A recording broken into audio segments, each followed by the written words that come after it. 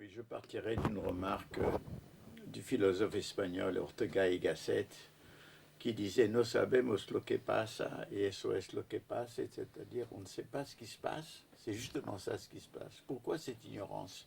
Parce que la conscience est toujours en retard sur l'événement pour comprendre ce qui s'est passé. Ensuite, parce que nous sommes dans une époque d'évolution extrêmement rapide et effectivement le retard est encore plus grand. Et puis aussi, c'est que la complexité des événements est extraordinaire. Tout est mêlé, les phénomènes économiques, sociaux, politiques, religieux. Et c'est cette complexité qui est difficile à comprendre.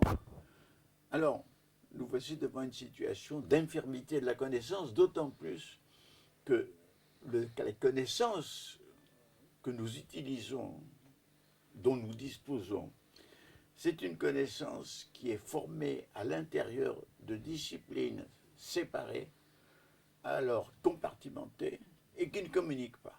Alors vous avez des experts économistes, des experts démographes, des experts toutes les sciences, mais ces sciences ne communiquent pas. Or, la réalité ne ressemble pas à l'université. Les choses séparées à l'université sont mélangées dans la réalité. Et voici la cause ultime. Notre mode de connaissance nous rend aveugles devant les problèmes globaux et fondamentaux. Donc, ce problème est très important parce que ce sont des problèmes devenus vitaux et du même coup mortels. Alors, essayons de commencer par un diagnostic sur ce qui se passe. Ce qui se passe, bon, tout le monde le sait, c'est la mondialisation ou la globalisation, c'est-à-dire le fait que désormais tout est devenu solidaire et lié sur notre globe dans un processus qui s'accroît. Mais cette mondialisation, elle comporte en elle, on peut dire, le meilleur et le pire. Le meilleur, dans quel sens? Dans le sens qu'il y a l'interdépendance aujourd'hui entre toutes les parties de l'humanité fait que nous pouvons considérer que nous sommes liés, alors que pendant très longtemps, les sociétés, les humains étaient séparés sans communication.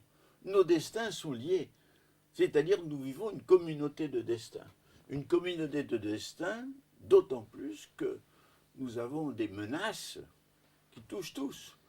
La menace de diffusion des armes nucléaires, la menace de la dégradation de la biosphère, la menace d'une crise économique qui s'aggrave, la menace de déferlement ethnique, religieux, idéologique, bref, et même la menace de la faim qui n'a pas disparu. Donc, nous avons donc un destin commun. Un destin commun, c'est ce qui devrait nous unir. C'est ce qui devrait nous rendre solidaires. Et ce qui devrait faire de nous des citoyens de la planète Terre.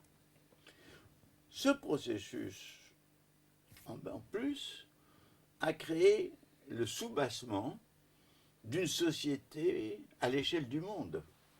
Pourquoi? Parce que pour qu'il y ait une société, il faut qu'il y ait un territoire avec des communications. Or, désormais, la planète est un territoire relié par des communications multiples et immédiates, comme jamais il n'en a existé dans le passé au sein d'une nation. Pour qu'il y ait une société, il faut qu'il y ait une économie.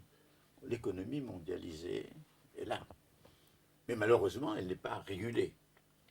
Pour qu'il y ait une société, il faut qu'il y ait une autorité légitime. Malheureusement, il n'y a pas l'autorité légitime, on ne peut pas considérer que les Nations Unies soient cette autorité. Pour qu'il y ait une société, il faut une conscience commune.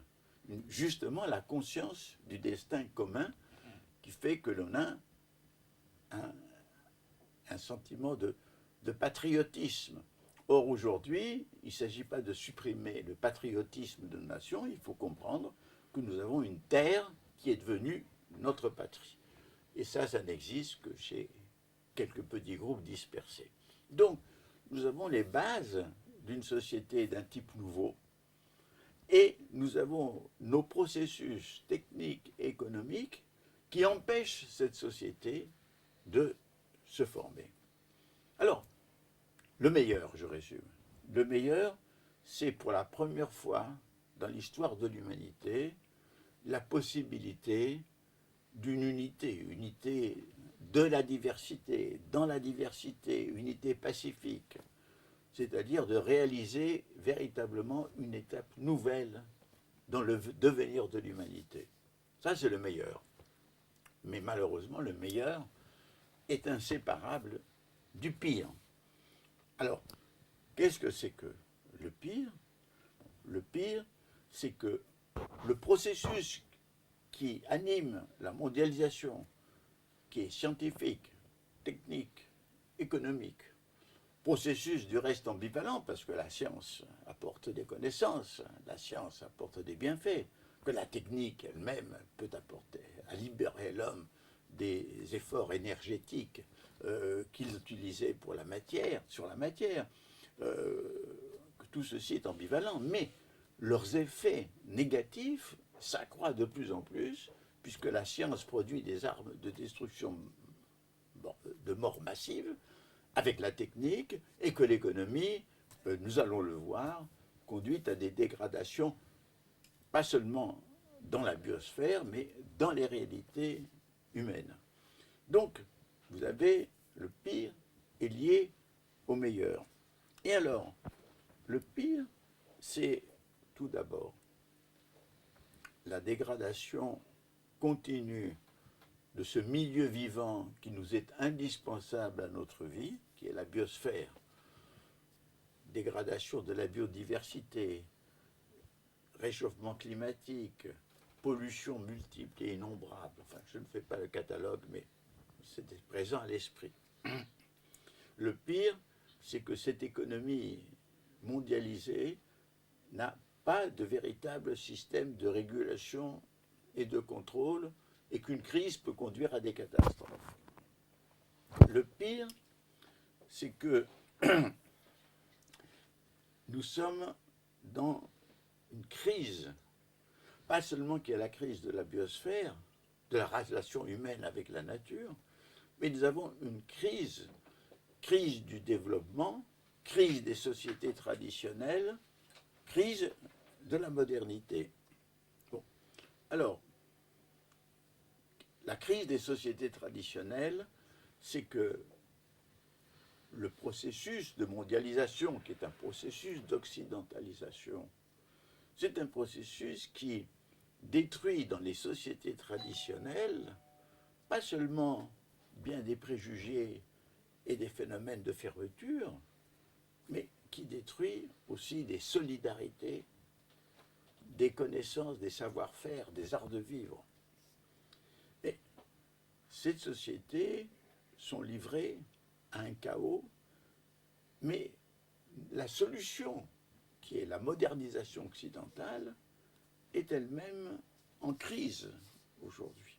Elle est en crise parce que nous-mêmes, dans nos sociétés qu'on appelle développées, évoluées, eh bien, nous nous rendons compte que là où le bien-être matériel s'est installé, il ne produit pas de satisfaction morale et psychologique, qu'il y a un mal-être psychique dans le bien-être matériel, que ces sociétés créent de nouveaux problèmes, que notre civilisation crée pas seulement du mal-être, mais que les excès de l'individualisme ont détruit les anciennes solidarités. Bref, et que nous continuons dans une course effrénée vers où? Alors c'est ici qu'il faut se poser le problème de cette notion de développement, puisque nous sommes soi-disant des nations développées et que le reste du monde est sous-développé et devrait se développer. Là aussi, dans ce développement, il y a le meilleur et il y a le pire. Il est vrai que, par exemple, le développement en Chine, dans des pays d'Amérique latine, en Inde, a suscité l'émergence d'une classe moyenne qui accède aux standards de la vie quotidienne de l'Occident. Et évidemment, on voit très bien que dans ces pays, la jeunesse est très heureuse de se trouver libérée des contraintes de la famille traditionnelle, des préjugés de la famille, d'acquérir une liberté dans les relations, y compris dans les relations sexuelles. Et il y a même une magie dans la découverte du McDonald's ou du Coca-Cola, choses qui pour nous sont d'une banalité écœurante, mais qui là semblent pareil du tout le prestige du monde occidental. Il y a effectivement quelque chose d'important dans cette accession à la prospérité occidentale. Mais il y a aussi qu'ils accèdent à toutes les intoxications qui sont à l'intérieur de la civilisation occidentale, c'est-à-dire les intoxications consuméristes, l'obsession de consommer, le rôle de plus en plus important de l'argent qui supprime toute une part de relations humaines qui sont fondées sur la gratuité, sur l'amitié, sur le service rendu, l'obsession automobile qui fait que nous sommes prisonniers de cette obsession avec tous nos embouteillages, ce qui va arriver rapidement dans d'autres continents qui s'équipent en automobile. Bref, il y a effectivement... et il faut ajouter que si la Chine s'équipe en autant de voitures que l'Occident par rapport au nombre d'habitants, ou que l'Inde, pareil, eh bien, il faudrait 5 planètes comme la Terre pour pouvoir satisfaire les besoins énergétiques ou pour pouvoir épurer les pollutions sorties de ceci. C'est-à-dire que cette course au développement, c'est une course à l'abîme. Donc, voici les caractères tout à fait, disons, ambivalents de ce qu'apporte le développement. Mais j'ajoute que ce développement n'apporte pas seulement certaines prospérités dans une partie des populations qui accèdent au statut des classes moyennes occidentales, il apporte d'énormes masses de misère.